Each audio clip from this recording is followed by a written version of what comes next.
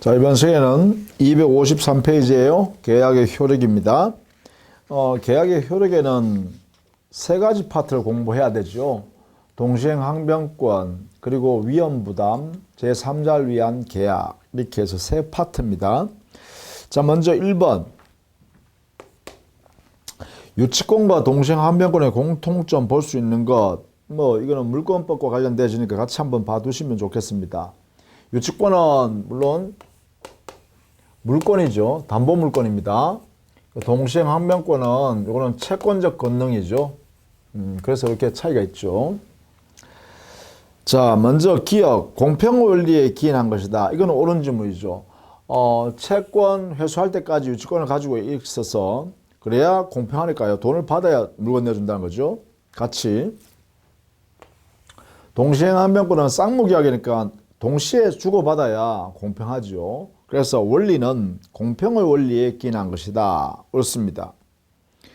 그 다음에 니은, 법률 규정에 의해서 발생하는 것이다 했는데 이거는 법정담보물권이니까 법률 규정이죠. 법정담보물권이니까. 그렇죠. 그러나 이건 채권적 권능이니까 뭐예요? 이건 쌍무계약이라는 계약에서 나오는 거잖아요. 그죠? 그래서 틀렸죠. 이거 어느 누구에게나 주장할 수 있다. 이건 물권이니까 어느 누구에나 대항할 수 있겠지만 이거는 쌍무계약의 당사자 사이에서 원칙적으로 생기는 거죠. 채권 채무 관계에 있으니까. 틀렸죠. 리얼, 다른 담보를 제공하고 소멸을 청구할 수 있다. 이것은 이 유치권에서만 있죠. 이걸 우리는 대담보 청구라 그러죠.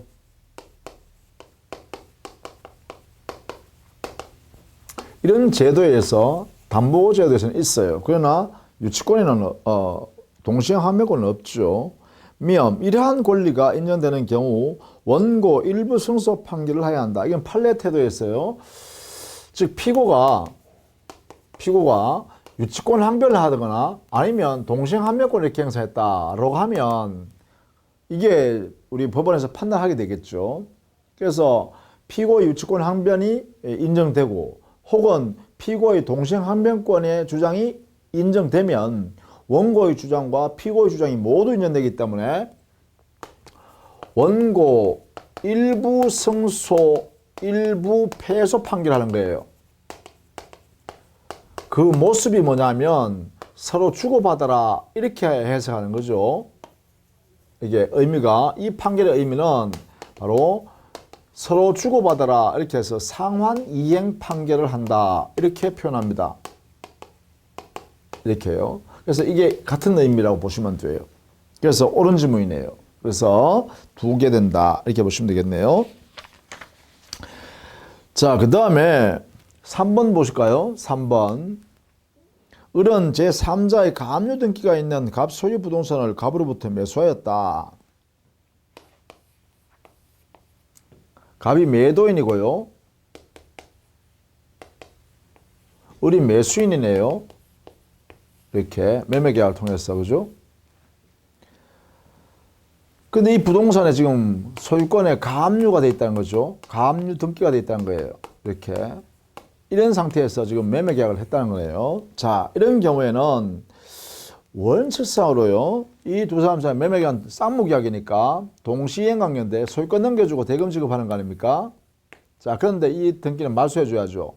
그래서요. 매도인 갑이라는 사람의 할 의무는 깨끗한 소유권을 넘겨줘야 되기 때문에 가압류 등기 말소하고 소유권 이전해줘야 되죠. 이전 등기해줘야 되죠. 이 내용과 그 다음에 여기에 대금 정한 매매 대금 지급할 있겠죠. 이 지급 관계가 이 두 개가 무슨 관계예요? 동시이행 관계다라는 거예요. 의미는 가압류 등기 말소하고 이전 등기 해주는 것. 그 다음에요. 대금, 약정한 대금을 지급하는 것. 이 두 개가 동시이행 관계다. 이 말이죠. 이게 이제 원칙적인 모습입니다. 그러면 1번. 갑의 소유권 이전 등기 의무 및 가압류 등기 말소 의무와 을의 대금 지급 의무는 특별한 사정이 없으면 동시행 항변권 관계가 있다. 그죠? 2번. 갑은 을에 대한 매매 대금 채권을 자동 채권으로 하여 상계재상에 있는 을의 갑에 대한 대여금 채권을 상계할 수 없다. 이것은요. 동시행 항변권이 붙어있는 채권을 자동 채권으로 하여 상계하지 못한다. 이 말입니다. 2번은 요거는 알아두셔야겠죠. 동시이행 항변권이 붙은 채권을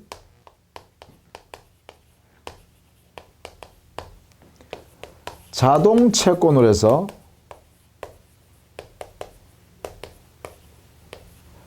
상계할 수 없다. 상계 금지요. 이렇게요. 요 지문은 그렇게 알아두셔야겠습니다. 그 다음에 3번 갑의 을에 대한 매매 대금 채권이 전부 명령에 의해 압류 채권자인 병에게 이전된 경우에 을은 병의 대금 채권에 대하여 동시에 환병을 행사할 수 없다 했는데 이 전부 명령이라는 것은 그대로 그 권리가 이렇게 넘어가는 거예요. 전부 명령. 법원의 재판에 의해서 이 명령이라는 것도 법원의 재판의 한 형태입니다. 그러니까 전부 명령이라는 의미는 법원의 재판을 통해서 그 채권을 이쪽 채권자한테 넘겨주는 거예요. 그걸 전부 명령이라고. 그러면 그 채권에 동시행항변권이 붙어 있다면 동일한 내용으로 그대로 이전되어 있으니까 동시행항변을 그대로 존속하는 거죠. 그래서 3번은 틀렸어요. 즉 동일성이 유지되는 범위 안에서는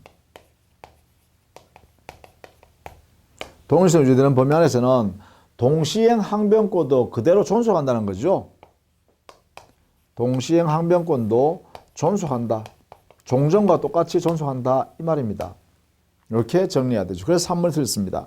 4번 갑과 을의 채무가 동시행 관계에 있더라도 갑의 매매 대금 채권은 그 지급기일로부터 소멸시효가 진행한다. 뭐 이거는 소멸시효에 관한 이야기인데 결국은 동시행 항변권이 붙어 있더라도 서로 지급할 날짜가 됐다. 그러면 상대방은 그 채권을 행사할 수 있죠. 채권을 행사할 수 있는데도 불구하고 행사하지 않고 있으면 그것은요 소멸시효가 진행되게 됩니다. 옳은 질문입니다. 5번 을이 대금 채무를 선행 의무로 약정했더라도 이 이행을 지체하는 동안 갑의 채무가 이행기가 도래했다면 이게 바로 선행 의무자가 채무 불이행하고 있던 중에 상대방의 후이행 의무의 이행기가 도래해서 그 날짜가 같이 되어버렸다. 그렇게 되어버리면 그때부터 동시행 관계가 되어버린다는 것이죠. 자, 이게 5번 질문은요. 이렇게 합니다. 채무 불이행 중에 누가 선이행, 먼저 이행해야 할 의무자가 채무 불이행 중에 자, 후에 해야 할 후이행 의무자의 의무 이행기가 도래해버렸어요. 후이행 의무자의 의무 이행기, 변제기죠. 그러니까 이게 도래해버리면 그럼 결국 보세요. 채무불이행에 있는 선행 의무자의 채무 이행과 후이행 의무의 이 채무 이행이 이제는 이행해야 될 때가 됐죠. 그래서 이때부터 동시 이행 항변 관계가 됩니다. 이 두 사람은요. 이때부터. 자, 이런 의미를 함께 알아두시기 바랍니다. 자, 그 다음에 4번요. 동시행 항변권에 관한 다음 설명 중 옳지 않는 것은 했죠. 1번 상대방의 현실적인 이행이 없더라도 이행 제공만 있으면 항변을 행사할 수 없다. 자, 이행이나 이행 제공을 하면 이행이나 이행 제공. 이행은 실제로 넘겨줘 버리는 거고요. 이행 제공은 자, 내 의무 여기 있다라고 내미는 거예요. 받으라고. 이게 되면 그건 뭐예요? 상대방이 동시행 항변권이 있더라도 이제는 행사 못 한다는 거죠. 왜냐하면 동시행 항변권이라는 것은 너가 이행이나 이행 제공 안 하면 나도 이행 제공 못 하겠다. 내 채무 이행 못 하겠다 이 말이거든요. 그러면 그 상대방이 말이죠. 상대방 자신의 채무를 여기 있다라고 내밀기 시작하면 그러면 본인 자신의 채무도 자 그럼 나도 할게 하고 해야 된다는 거죠. 그래서 상대방이 자기 채무를 이행하거나 이행 제공한 경우 하면 이 상대방의 채무자 있죠. 이렇게 채무관계예요. 이 사람 채무자도 동시이행 항변권을 얘는 행사할 수 없다는 거예요. 이것 때문에 이행하기 때문에 동시에 이행하자는 할 수 없죠. 자도 해야죠. 동시에 이행하려면 뭐예요? 이행 제공했으니까 자기도 이행해야지. 그죠? 이걸 행사할 수 없고 이렇게 해요. 자신도 이행 제공을 해야 한다. 해야 하는데 안 하면 어떻게 되냐? 채무불행이죠. 뭐. 이렇게 되겠죠. 따라서 1번은 옳은 질문입니다. 2번 상대방을 수령 지체에 빠지게 한 경우에는 이행 제공을 계속하지 않더라도 상대방은 항변권을 행사하지 못한다. 자, 이게 틀렸는데요. 자, 이게요. 이 상대방이요. 이행이나 이행 제공을 이걸 계속 하는 동안 계속 제공하는 동안 제공이 계속되는 동안만 동시 이행 항변권도 계속 저지되는 거예요. 이렇게 돼요. 이렇게. 계속이 되니까 계속 저지, 즉 동시 항변을 행사할 수 없는 거죠. 그러면 여기에 반대로 해서 하면 이렇게 되겠죠. 이 제공을 없애버렸어요. 철회해버리면 여기 있는 동시행 항변권은요. 동시이행 항변권은 부활. 다시 원래 상태로 살아난다 이 말이죠. 이렇게 되겠죠. 관계가 그죠. 그래서 3번이 2번이죠. 2번이 틀렸네요. 자, 상대방을 수령 지체에 빠뜨렸다. 근데 만약에 이 상대방이 뭐예요? 이행 제공을 철회해버리면 상대방의 동시행 항변권은 다시 살아나버려요. 부활해버려요. 따라서 이 당사자가 이행 제공하는 것도 없이 청구를 해오면 그 상대방은 동시행 항변권을 행사할 수 있다는 거죠. 이렇게. 따라서 2번이 틀렸습니다. 자, 요 4번에 2번 지문은 좀 잘 이해해 두셔야겠습니다. 2번. 3번에 항변권이 존재하면 이행기가 도래하여도 이행지체 책임을 지지 않는다. 요 3번의 지문을 뭐냐면 민법상의 또는 실제법상의 효과라 그래요.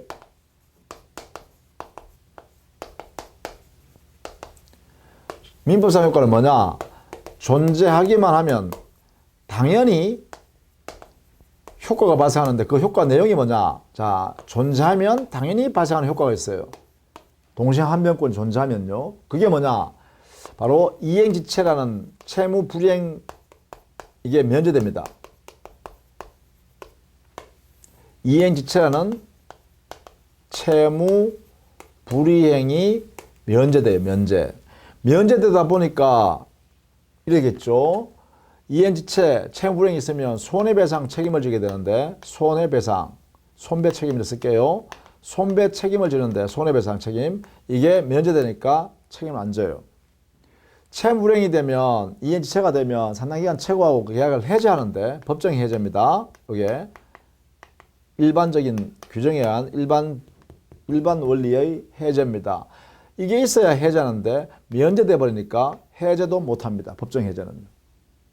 그래서 이게 부수적으로 이렇게 발생한다는 거죠. 이게 바로 민법상에 존재하기만 하면 당연히 발생하는 효과다 이 말이죠. 이게 3번 질문입니다. 이거 따라 두셔야겠죠. 4번 동시행 항변권이 붙은 채권을 자동 채권하는 상계는 금지된다. 이건 지난 앞에 문제에서 했죠. 이거였습니다. 그죠? 3번에서 2번 질문이에요. 동시행 항변권이 붙은 채권을 자동 채권으로 하여 상계할 수 없다. 이걸 지금 말하는 거네요. 5번 항변권은 이를 원용하여야 하고 법원의 직권으로 고려하여야 하는 것은 아니다. 이건 무슨 말이냐면 5번 질문은요. 자, 피고인 채무자가 상대방 원고가 자기의 채권을 행사해 왔을 때 피고가 동시행 항변권이 있으면 법원에서는요. 소송하는 과정에서는 반드시 행사해야만 일정한 효과를 인정해 준다는 거예요. 자, 행사해야만 첫 번째 소송에서는 판사는 양쪽에 공평하게 있어야 되니까 한쪽 편을 들 수 없잖아요. 그러니까 피고가 동시행 항변권이 있는데 행사하지 않으면 행사하는 것을 원용이라고 해요. 소송상에서는 원용을 안 하면 법원이 직권으로 고려할 수가 없습니다. 그래서 원용해야만 법원이 심판이 가능합니다. 이렇게 해요. 원용해야만 심판이 가능해요. 자, 원용했다고 하면 법원이 심판했겠죠? 법원이 심판하면 어떻게 될까요? 그러면 인정된다 이 말이죠. 인정되면 이때는 법원은요, 상환 급부 판결, 상환 이행 판결을 하게 돼요. 원고 일부, 원고 일부 승소, 일부 패소 판결. 이것을 하게 됩니다. 이게 소송법상의 효과입니다. 행사해야만 발생하는 효과입니다. 이렇게요. 자, 이걸 우리는 알아두셔야겠죠. 자, 그렇게 정리하시면 되겠고요. 5번, 이런 것들은 여러분이 암기를 해 주시는 게 좋겠죠. 특히 여기에 판례가 인정한 예를 잘 봐두세요. 해세상 인정되는 거 돼가지고 여기에 보면 임대차가 종료됐을 때 목적물 인도 의무와 즉 임차물 반환 의무하고 보증금 반환 의무는 동시행 관계다. 변제행위, 채무자가 변제행위하고 채권자가 영수증 교부 행위가 동시행 관계다. 등등 이런 것들 있죠. 같이 봐주시면 좋겠다. 그 다음에 6번에 다음 중 동시행 항변권이 인정되지 않는 계약은 이렇게 내면요. 이제 여기서 이제 동시행 항변권이 어디서 나온다 했어요? 쌍무계약의 이행상의 결연성에서 나온다고 했습니다. 그렇죠? 그렇다면 동시행 항변권이 인정되지 않는 계약은, 이 말은 인정되는 계약과 인정되지 않는 계약을 나누라 했잖아요. 그러면 동시행 항변권은 어디서 나오냐? 쌍무계약에서 나온다. 그러면 쌍무계약이 아닌 거 찾으면 되겠네요. 그러면 거기서는요, 무상소비대차 계약이 편무계약이고 무상계약이잖아요. 그렇죠? 그래서 3번이다 이렇게 되겠죠.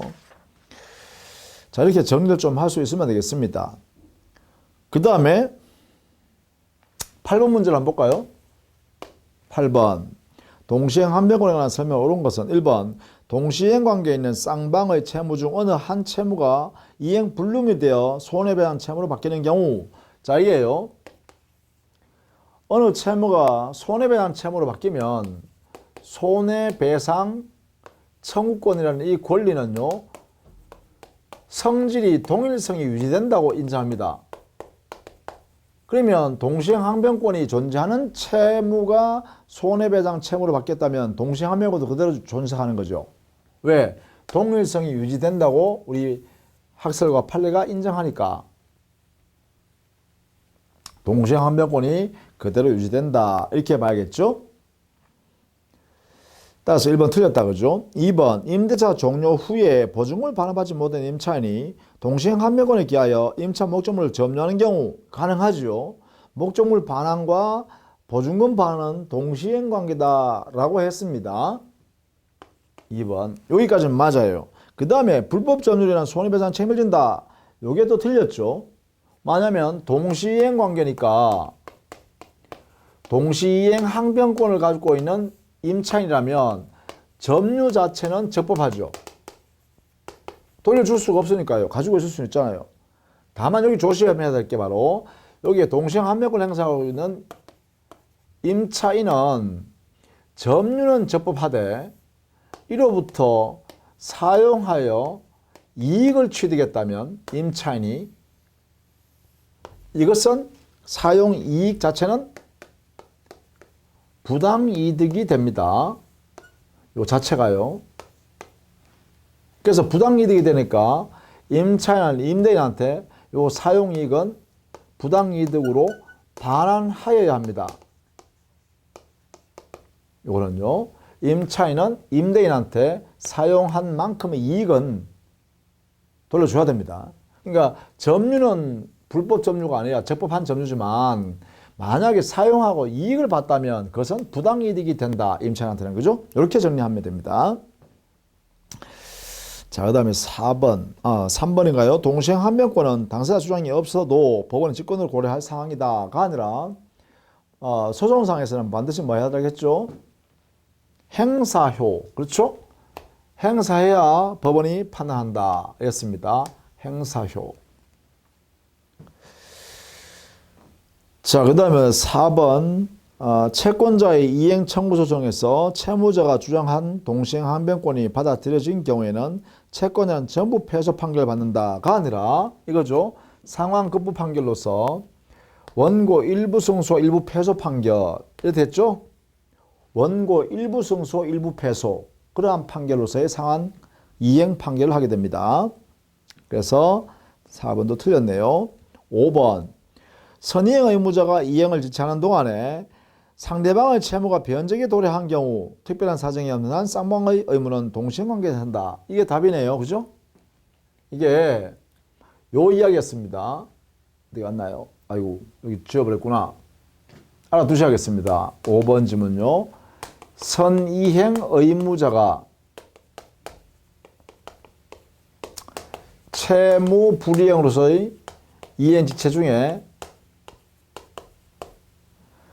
후이행 의무자의 채무 이행기가 도래하면 이때는 이 선후 관계에 있었지만 이제는 뭐냐? 이때부터는 동시이행입니다. 동시이행 관계가 돼버린다. 이런 이야기입니다.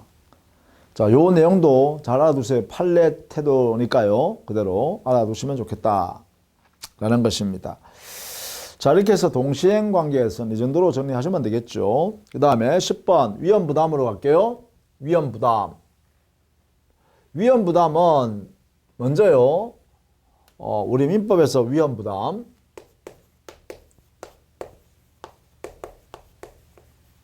이 문제에서의 위험이라는 것은 대가의 위험을 말한다. 물건의 위험이 아니라 대가의 위험. 상대방한테 대가로서 권리를 행사할 수 있는가 대가 지급하라고 이 문제인데요. 이 위험 부담의 문제가 발생하기 위해서는 요건이 필요해요. 그 요건이 세 가지가 필요한데 쌍무 계약상 후발적 불능이 발생했는데 이 후발적 불능이 발생한 그 채무를 짊어지고 있는 그 채무자의 잘못은 없더라.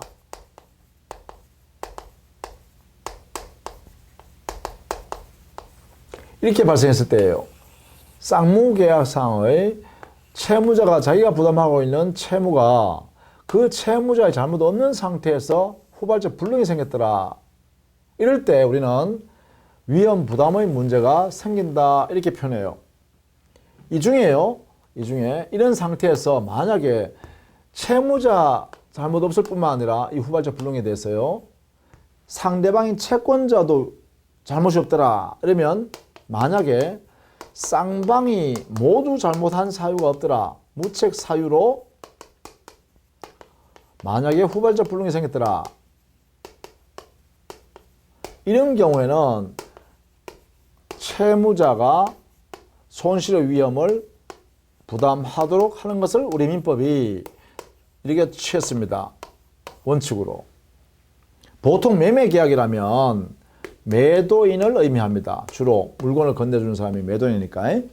매도인이 손실 위험 부담하니까 매도인은 상대방에게 이행을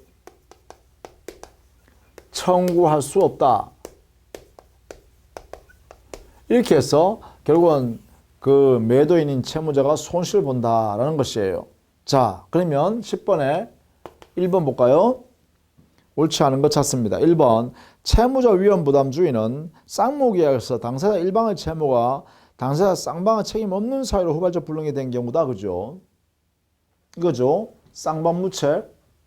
그렇죠? 쌍방무책의 경우입니다. 그 다음 2번 종류 채권에서 특정 전에는 위험 부담의 문제가 발생하지 않는다. 왜냐하면 여기에 후발적 불능이 발생해야 되잖아요. 이 불능이라는 것은 뭐냐? 객관적으로 실현 불가능하다는 것이 정해져야 돼요. 그러면 2번 종류 채권이면 종류물에 관한 인도하기 위한 채권이에요. 그러면 종류물은 특정되기 전이면 똑같은 물건이 다수라는 거예요. 다수. 대체 가능하다는 거죠. 이게요. 그렇기 때문에 불능이 안 생기죠. 불능. 특정하기 전, 특정 전에는 불능이 생길 수가 없습니다. 그러니까 이때는 위험 부담의 문제가 생기지 않는다라고 해석하는 것이 옳겠죠. 3번 주택의 매도인이 잔금을 받기 전에 미리 소유권자 등기 및 인도를 하여 주었는데 그 후에 옆집이 화재가 나서 연소된 경우 매도인은 매수인에게 잔금을 청구할 수 있다. 이게 옳은 질문이네요. 3번. 이게 뭐냐면 여기 3번을 우리는 위험 이전 시기라고 해요. 시기는 즉 채무자 위험 부담주의에서 채무자 위험 부담 원칙이잖아요. 이 원칙에서 그 채무자가 부담하고 있는 이 위험을 채권자한테 넘겨버리는 거죠. 채권자 위험으로 이렇게 이전해주는 시기는 언제냐 이 말이죠. 요 시점. 요 시점이 언제냐 이거죠. 요 시점은 바로 당해 거래 대상물인 즉 후발적 불능이 되는 그 물건 있죠. 그 물건을 인도하는 시점입니다. 물건을 인도해 줄 때 채무자가 위험 부담하고 있는 것을 채권자 상대방이 부담하게 돼요. 이제부터. 물건 인도하면. 다만 부동산 할 때는요. 부동산 할 때는 등기를 먼저 넘겨줘 버려도 물건 인도되기 전에 부동산 물건을 넘겨주기 전에 등기를 먼저 넘겨줬다면 등기 넘겨주는 시점입니다.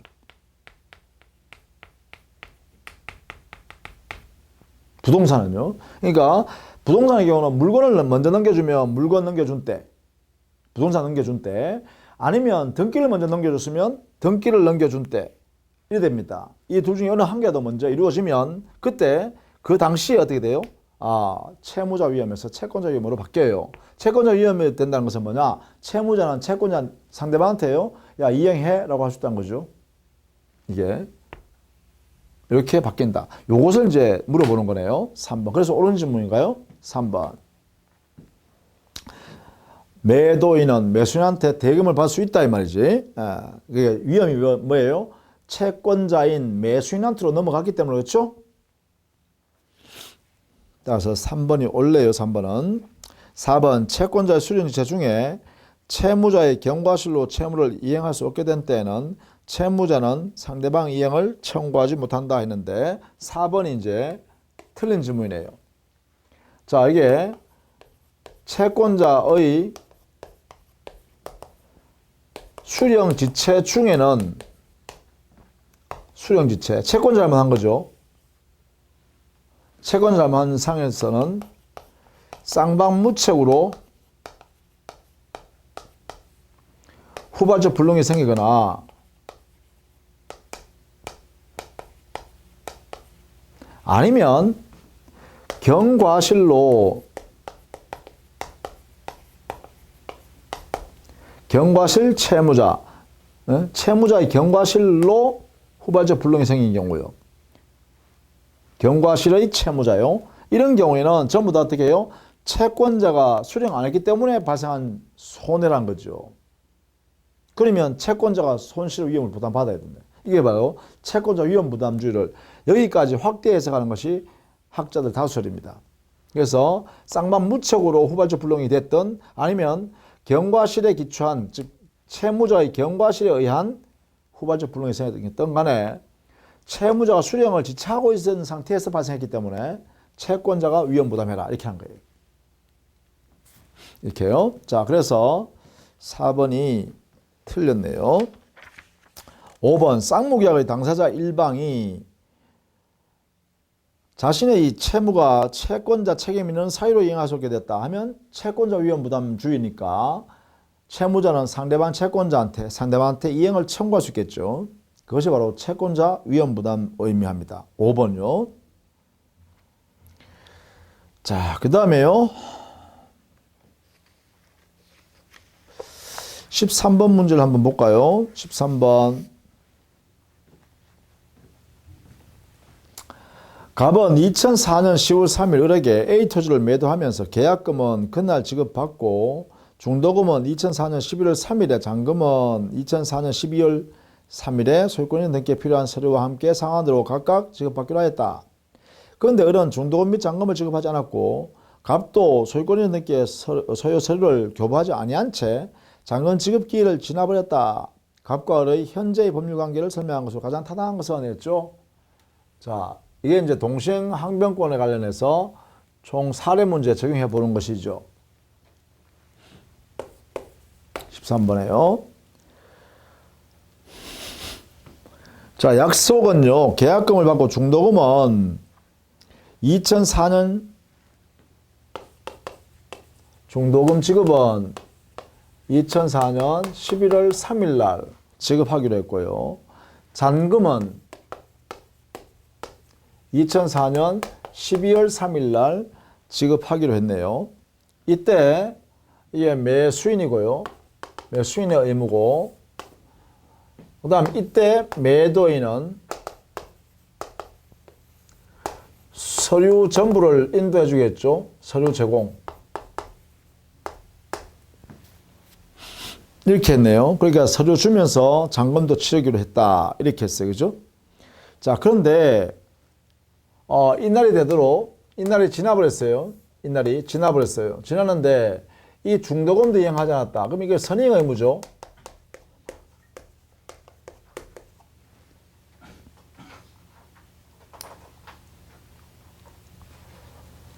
여기에 을이라는 매수인, 갑이라는 매도인이란 말이죠.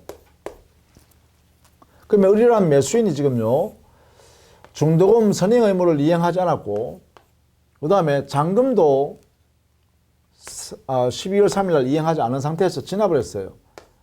경과. 이래 됐다는 거예요. 동시에요, 여기에 갑의 서류 제공도 이날에 하지 않았다는 거네요. 그래서 지나버렸네요. 경과. 이런 상태라는 거죠. 지금 현재. 그죠? 그러면 우리는 앞에서 이랬잖아요.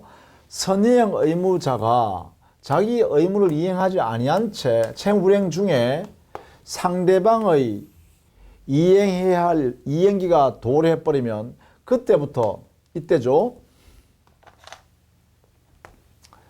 이날로부터는 뭐가 된다고요? 동시이행관계가 이루어진다. 이랬습니다. 그럼 여기에 동시이행할 내용을 살펴보면 어떠냐면 여기에 을의 의무는 매수인의 의무요. 중도금과 중도금 지급을 하지 않은 손해배상 책임, 보통 이자겠죠. 중도금에 대한 이자, 언제까지? 한 달 동안 이자, 그렇죠? 한 달치 이자. 그 다음에 잔금을 지급해야겠죠. 이 금액이 지급 의무다, 그죠? 여기에 대한 손해배상 1개월분의 이자. 이게 지급 의무예요. 그리고 여기에 갑의 의무는 어떻게 되나요? 갑의 의무. 이 사람은 소유권 이전해 줄 서류 제공할 의무가 있다, 그죠? 이게 의무죠. 이 두 개가 무슨 관계라고요? 동시행 관계니까요. 이 금액과 이 서류 제공 관계 사이에서는 채무 불이행이 안 생긴다 이 말이죠. 이게 면제된다는 거죠. 면제됐으니까 안 생긴다 이런 이야기입니다. 자, 이것을 지금 물어보고 있는 거죠. 이 내용을, 그죠? 이 내용을 이야기하고 있는 거예요. 그러면 이거 답을 찾을 수 있겠죠, 이제? 자, 가장 타당한 것은 했어요. 1번, 을의 중도금 지급 의무는 선행되어야 했던 것이므로 을은 갑의 중도금 및 지연 손해금의 지급에 대한 청구를 거절할 수 없다 라고 했는데 거절할 수 있죠. 이때요. 왜냐하면 동시행 관계니까요. 지금은 현재, 그죠? 거절할 수 있죠. 이 사람이 갑이 서류를 다 내놓으면서 야, 돈 줘라고 하지 않는 한 갑은 이 대금 지급, 손해배상 지급을 거절할 수 있죠. 동시행 항변권 행사하는 거죠. 자, 2번.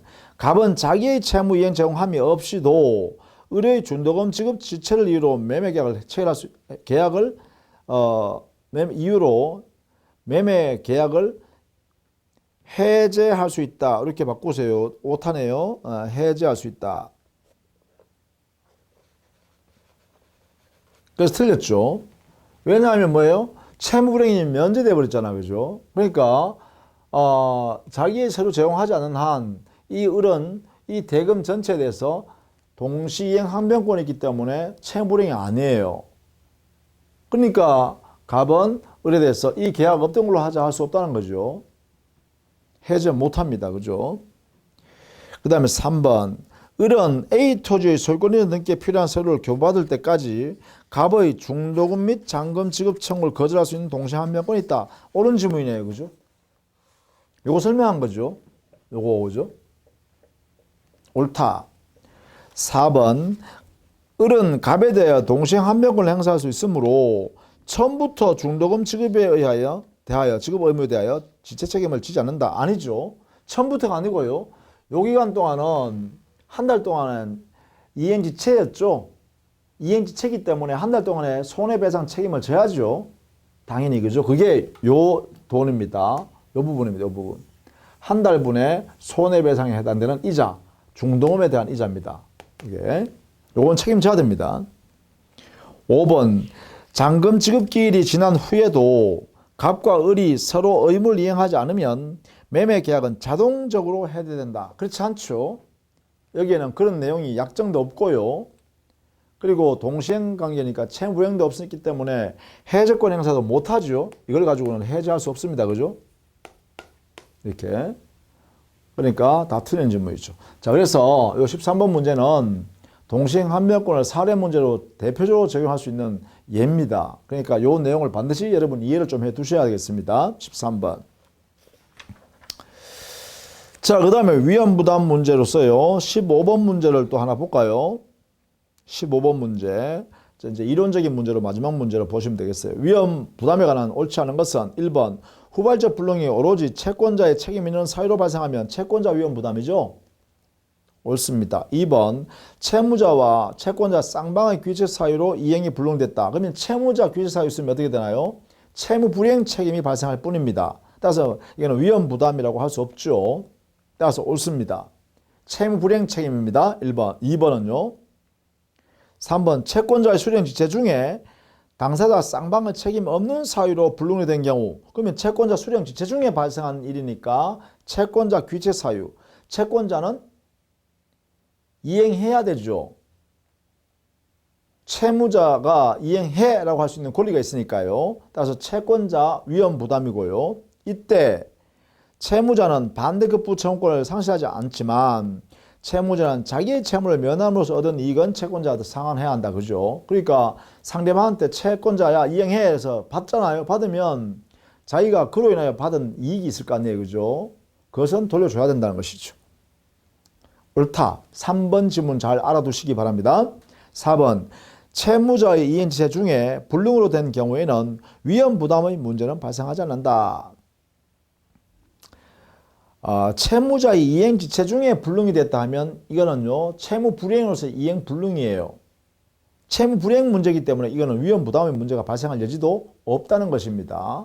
자, 우리는 위험부담은 반드시 전제가 이렇게 했죠. 위험부담은 이렇게요. 쌍무계약에서 후발적 불능이 채무자의 책임이 없는 사유로 발생해야만 일단 위험부담의 문제가 생겨요. 그렇죠? 채무자의 무책이 끼어들어야 돼요. 만약에 채무자의 잘못에 의하여 발생한 후발적 불능이다. 그렇게 되면 어떻게 되냐? 이건 채무 불이행 책임이에요. 채무자가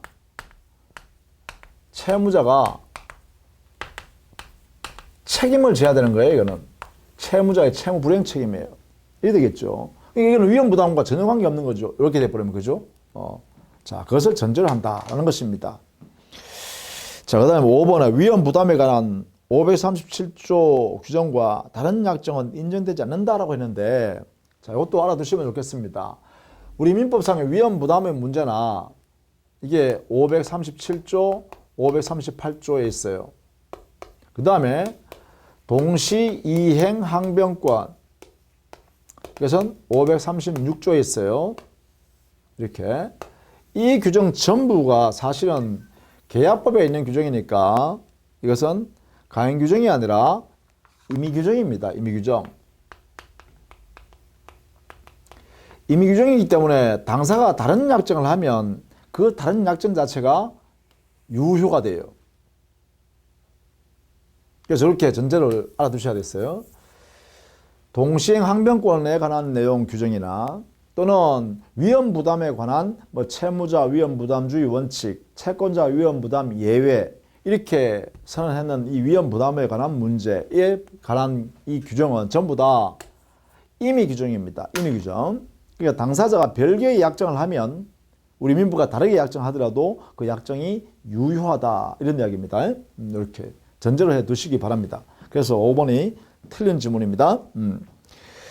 자, 그 다음에 사례 문제를 한번 풀어볼까요? 사례 문제로. 자, 17번 문제 한번 볼까요? 을은 갑이 사용하던 중고자동차 한 대를 매수하는 계약을 체결하고 갑과 체결하였다. 그러나 자동차를 인도받기 전에 주차장에 일어난 원인을 알 수 없는 화재로 목적물인 그 중고자동차가 소실되어 버렸네요. 다 타버렸네요. 이 경우에 법률 관계에 대한 설명을 옳은 것은 했습니다. 자, 이러면 뭐예요? 매도인 갑도 매수인 을도 두 사람 다 잘못이 없는 상태잖아요. 그러니까 매도인 갑의 채무자라 그랬는데 이 갑이 채무자야 돼요. 채무자의 잘못도 없고 그 상대방 을 매수인도 잘못이 없죠. 쌍방 책임 없는 사유로 매매계약인 쌍무계약의 후발적 불이행이 발생하면 이거는 채무자 위험부담주의다. 그죠? 채무자 위험부담주의의 원칙은 뭐예요? 채무자는 자기의 채무를 면함과 동시에 상대방한테 이행을 청구할 수 없죠. 채무자 갑은 자기의 그 중고자동차를 줄 수 없으니까 중고자동차 인도 의무를 면제받습니다. 동시에 그 갑은 매수인 을한테 대금 내놔라 할 수도 없다는 것이죠. 그래서 정답은요. 그래요. 2번요. 갑은 인도 의무를 면하고 을은 대금 지급 의무를 면한다. 왜냐하면 갑이 을한테 대금 지급 이행을 청구할 수 없기 때문에 그렇죠. 그래서 답은 2번이 되겠네요. 그죠? 자, 이렇게 제 두 가지요. 동시행 항변권하고 위험부담 문제 두 개의 쌍무계약의 특성에 관해서 정리했습니다. 다음 시간은 제3절 위한 계약 중심으로 또 정리를 해보도록 하겠습니다. 자, 수고 많으셨습니다.